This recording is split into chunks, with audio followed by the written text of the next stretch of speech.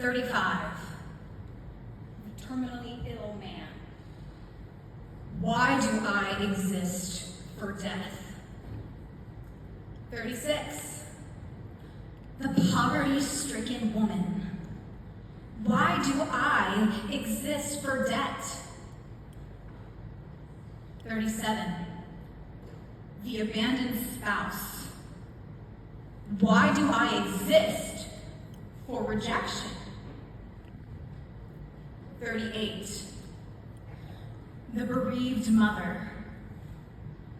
Why do I exist for grief?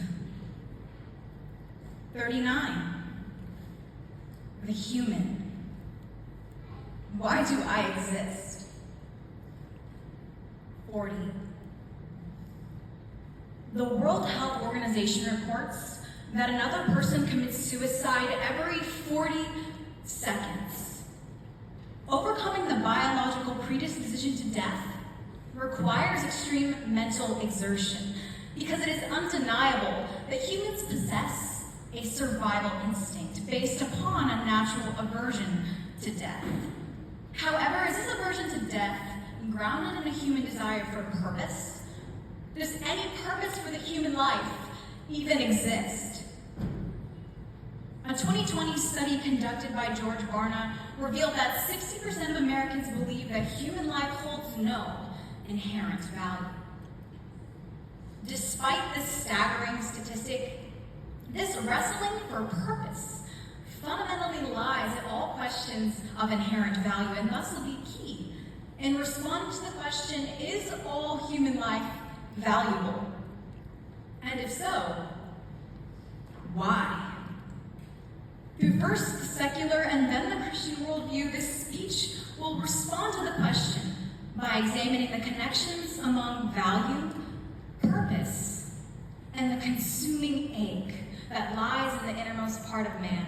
And this will ultimately lead to the conclusion that all human life is valuable because humans were created to glorify a self-sufficiently glorious being. But first, let's address the claim that human life is not inherently valuable. The goal of any species is naturally its own survival, and thus, logically, man's purpose would be to perpetuate himself. German existentialist philosopher Friedrich Nietzsche argues that man, whose existence is ex nihilo, Latin for out of nothing, is both undesigned and unintended, and thus must work to create his own essence. This philosophy of self-creation, as described by Nietzsche, lays the foundation for a purpose of man beyond species survival, species development. But how could the purpose of man be merely to ensure the survival of future man? Why would anyone want to preserve the existence of an inherently valueless species? Additionally, assuming in Nietzsche's initial premise, a valueless, purposeless being by definition cannot possess the ability to create future value or purpose for either himself or any other member of his species. This pursuit of survival and development becomes, like man himself it seems, ultimately meaningless. Scripture agrees with Nietzsche when the writer of Ecclesiastes says everything is meaningless. A generation goes and a generation comes. There is no remembrance of former things, nor will there be any remembrance of later things yet to be among those who come after.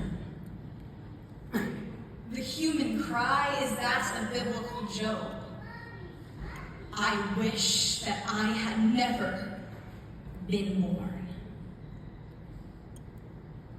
If tangible reality is the ultimate reality, then human life is inherently valueless, and there does not exist a satisfaction of our all-consuming ache for meaning.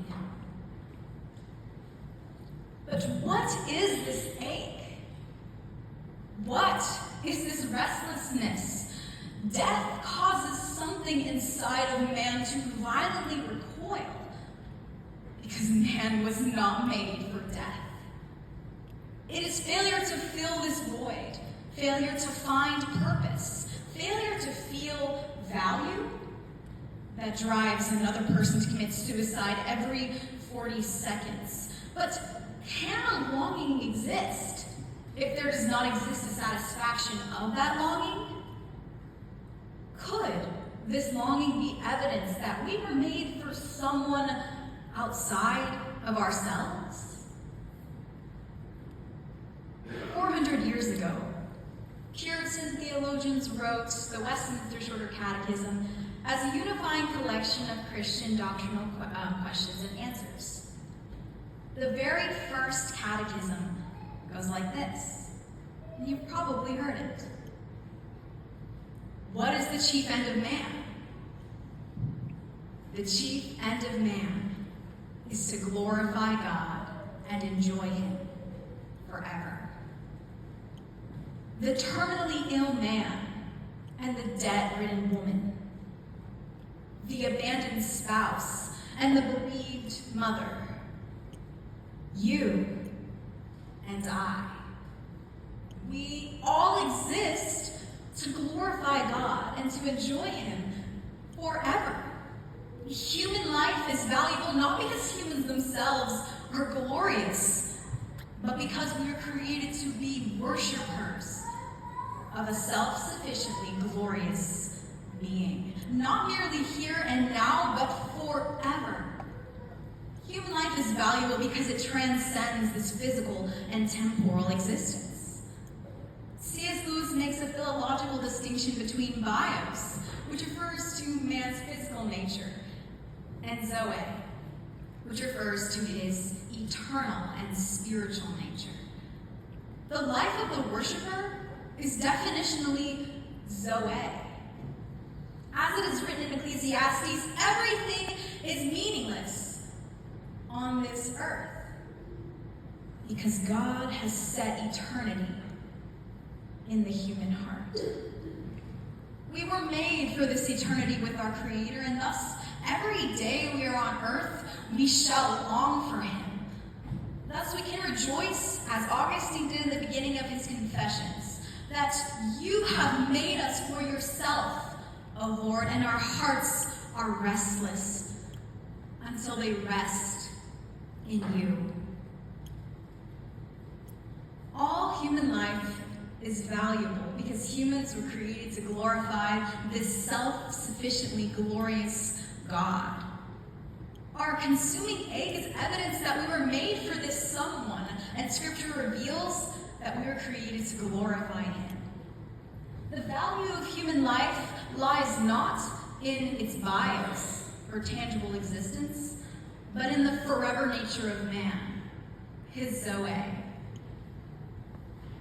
Psalm 139:13 says, I will praise you, Lord, for I am fearfully and wonderfully made. Your works are wonderful, and I know this full well.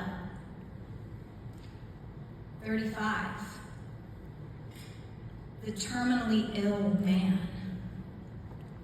I was made for life eternal. 36. The debt-ridden woman. All I have, Lord, I give to you. 37. The abandoned spouse. You, O God, make me whole. 38. The bereaved mother. This sorrow is a symptom of my separation from eternity. 39. The human. I exist to glorify God and enjoy Him forever.